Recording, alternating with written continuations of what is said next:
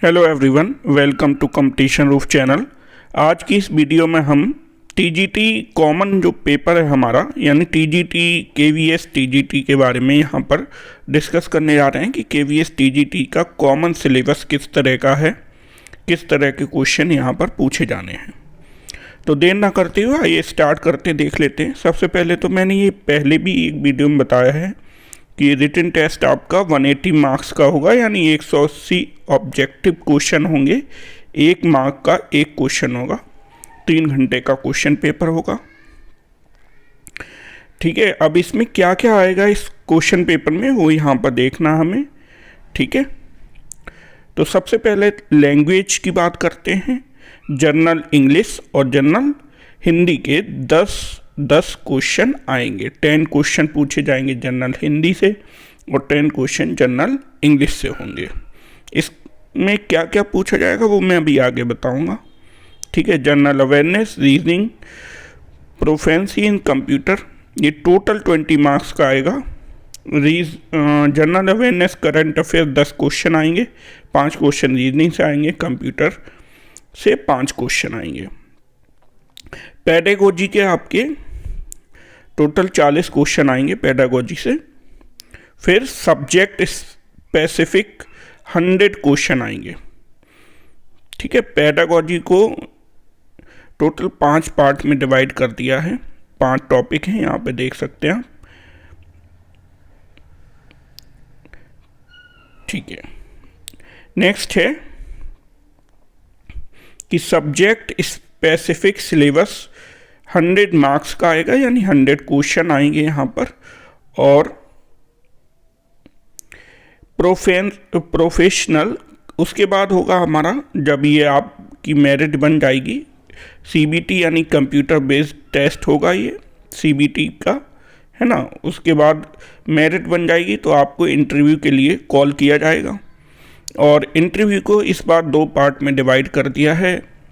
Total है तो 60 अंक का ही, 60 मार्क्स का ही है, बट उसको 2 पार्ट में डिवाइड कर दिया है। पहला डेमो टीचिंग, दूसरा इंटरव्यू है। ठीक है, और जब इंटरव्यू कंप्लीट हो जाएंगे फिर जो है फाइनल मेरिट बनेगी, जिसमें सीबीटी का रेशियो 70% होगा और इंटरव्यू का रेशियो 30% होगा। ठीक है, इंटरव्यू और यानी प्रोफेशनल प्रोफेंसी टेस्ट इसका 30% होगा। ठीक है, आगे बढ़ते हैं। सिलेबस एक बार देखना है हमें। मेनली इस वीडियो में मैं सिलेबस आपको बताने आया हूँ कि कॉमन पेपर का सिलेबस क्या है। तो जब हम लैंग्वेज की बात करेंगे तो लैंग्वेज में पहले देख लेते हैं जनरल इंग्लिश। जनरल इंग्लिश में रीडिंग कॉम्प्रिहेंशन है, वर्ड पावर, ग्रामर और यूजेस। ग्रामर एंड यूजेस ये अपने आप में एक कंप्लीट टॉपिक है। मतलब ग्रामर लिख दिया है, ओवरऑल कुछ भी पूछा जा सकता है। मतलब रीडिंग कॉम्प्रिहेंशन मेरे ख्याल से एक कॉम्प्रिहेंशन होगा जिसमें 2 से 3 क्वेश्चन पूछे जाएंगे, वर्ड पावर और ग्रामर। तो ग्रामर से आपका जो है 4-5 क्वेश्चन पूछे ही जाएंगे, जिसमें एंटोनिम्स, सिनोनिम्स, एरर फाइंडिंग, ये सब चीज़ें यहाँ पर पूछी जाएंगी। ठीक है, फिर जनरल हिंदी की अगर बात करेंगे तो जनरल हिंदी में पठन कौशल है, शब्द सामर्थ्य है, यहाँ पर भी व्याकरण और प्रयुक्ति कह दिया गया है। तो ग्रामर यहाँ पर भी पूरी हो गई है ना। तो हमें लगभग सब कुछ ही पढ़ना है, उसमें कुछ छोड़ नहीं सकते हम लोग। फिर है जनरल अवेयरनेस, रीजनिंग और प्रोफेंसी इन कंप्यूटर। जनरल अवेयरनेस और करंट अफेयर्स दिया गया है। तो सिलेबस में लगभग मान के चलिए कि 5 क्वेश्चन जनरल अवेयरनेस के आ जाएंगे और 5 क्वेश्चन ही करंट अफेयर्स के आ जाएंगे। तो हमें उसी तरह से आप इसको ध्यान में रखते हुए करना है, क्योंकि जनरल अवेयरनेस भी अपने आप में एक बहुत ही बड़ा टॉपिक है। यानी उसमें हिस्ट्री, ज्योग्राफी, पॉलिटी, साइंस, बहुत सारी चीज़ें आ जाती हैं, है ना। रीजनिंग एबिलिटी है, 5 क्वेश्चन आएंगे, कंप्यूटर से भी 5 क्वेश्चन आ जाएंगे। तो टोटल लैंग्वेज और इस पार्ट सेकंड से मिलाकर 40 क्वेश्चन हो गए। अगला जो एक बहुत महत्वपूर्ण टॉपिक है जो 40 मार्क्स का है वो है पेडागोजी का।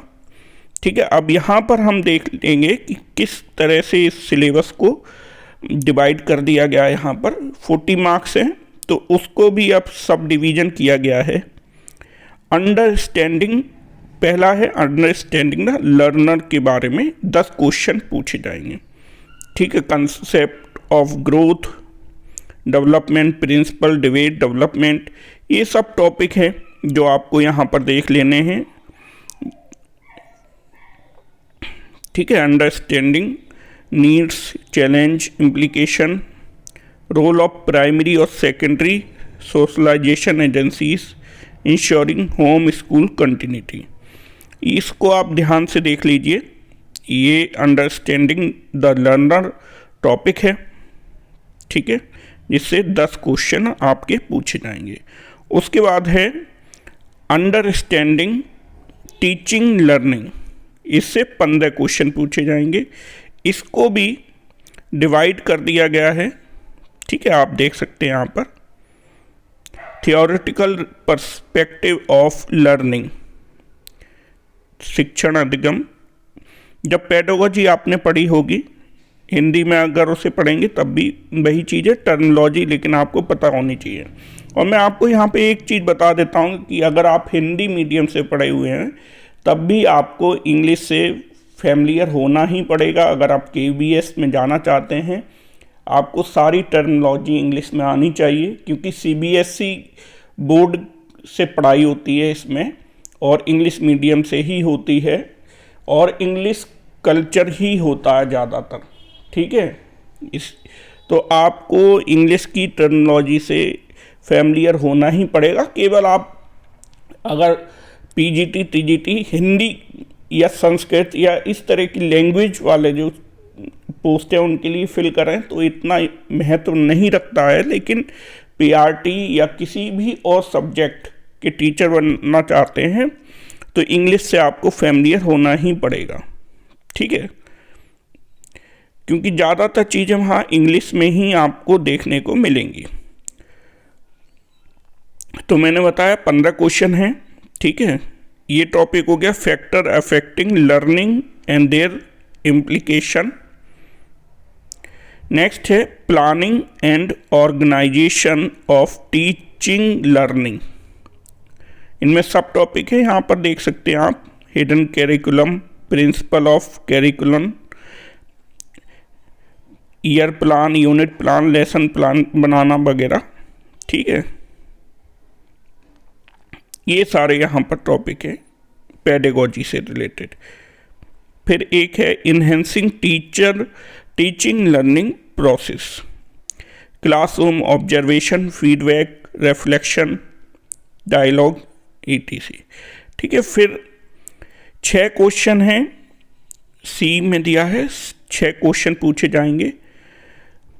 लर्निंग इन्वायरमेंट के बारे में, creating conducive learning environment, 6 question ही पूछे जाएंगे स्कूल ऑर्गेनाइजेशन और लीडरशिप से।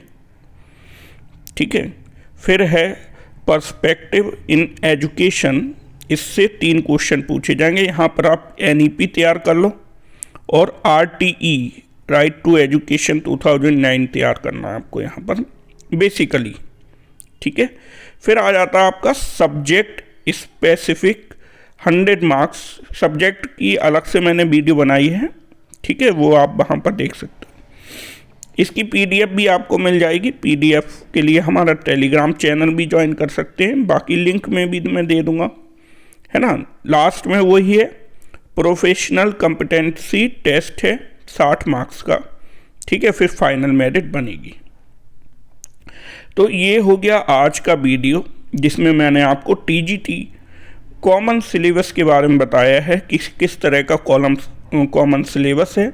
ठीक है, देखो कोई भी एग्ज़ाम की प्रिपरेशन अगर हम कर रहे हैं तो सबसे पहले हमें सिलेबस के बारे में बहुत अच्छे से पता होना चाहिए। अगर सिलेबस के बारे में हमें पता होगा तभी हम उस एग्ज़ाम की तैयारी कर सकते हैं। और सिलेबस का एक एक मीनिंग पता होना चाहिए, एक एक शब्द का, तो बहुत इफ़ेक्ट पड़ता है। बहुत सारे क्वेश्चन डायरेक्ट सिलेबस से ही पूछ लिए जाते हैं। तो सिलेबस को बहुत अच्छे से देखना है हमें, ठीक है। तो आई होप आपको वीडियो अच्छी लगी होगी। वीडियो अच्छी लगी हो तो वीडियो को लाइक ज़रूर कर दें, शेयर कर दें अपने फ्रेंड्स के साथ, और चैनल पर अगर पहली बार आए हैं तो चैनल को सब्सक्राइब ज़रूर कर लें। मिलते हैं हम नेक्स्ट वीडियो में।